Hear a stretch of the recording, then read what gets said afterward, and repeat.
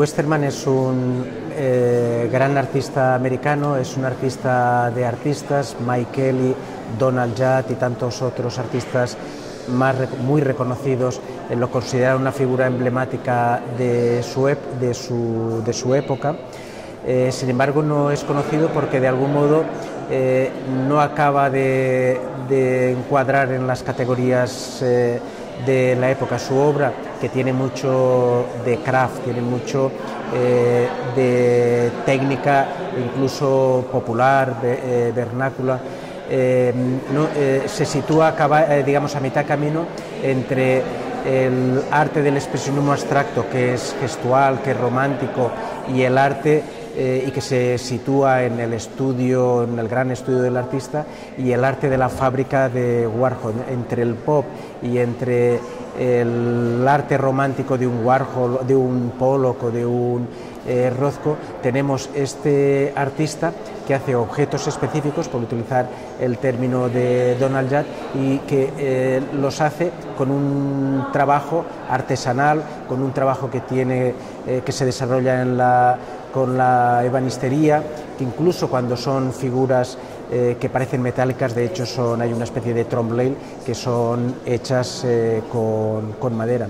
Es importante la obra y la personalidad de Westermann porque refleja también, a pesar de que la historia, digamos, canónica del arte ha sido muy injusta con él, refleja un periodo, refleja los terrores, los desastres, los caprichos de su época, y lo refleja con un gran sentido del humor, con una gran ironía y con un elemento muy enigmático, en el sentido de que nunca da respuesta, sino que cualquier obra es siempre una pregunta. Westermann siempre ha habido la visión de Westermann como un artista solitario, pero sin embargo vemos en esta exposición y a través de sus referencias que hay claras alusiones a Cornell, a las cajas de Cornell. Hay claras alusiones a la escuela de Chicago, que es una escuela que bebe del surrealismo. Hay un elemento post-surrealista en su obra, pero aparte de todas estas referencias hay un elemento muy personal en su obra, muy personal, que tiene que ver con su propia experiencia como veterano de la guerra. Vemos continuamente que hay barcos, él sirvió en un barco, barcos que se hunden, hay, digamos, todas las ansiedades de alguien que ha estado en la guerra, y es esa tensión también entre unos elementos que son muy personales, que son biográficos, y otros elementos que tienen que ver con un entorno, con las fuentes de las que bebía, lo que hace también singular a esta obra.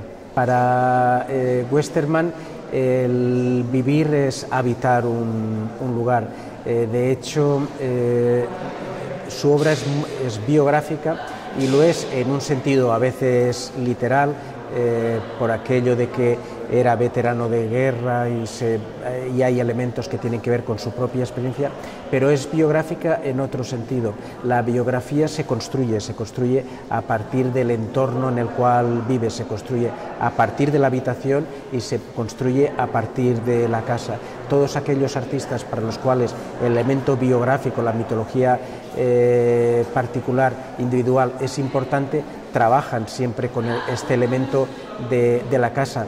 De ahí que sea permanente en su obra, y la casa tiene muchas declinaciones, muchas modalidades. La casa a veces es un monumento, la casa es una caja, la casa es el propio barco, y la casa es el elemento al cual se va y se viene. De ahí también el título de la exposición, y por tanto se podría decir que para Westermann ser y habitar es lo mismo. Habitar un territorio que no se puede confundir con el espacio público ni con el privado, sino que es siempre un territorio íntimo.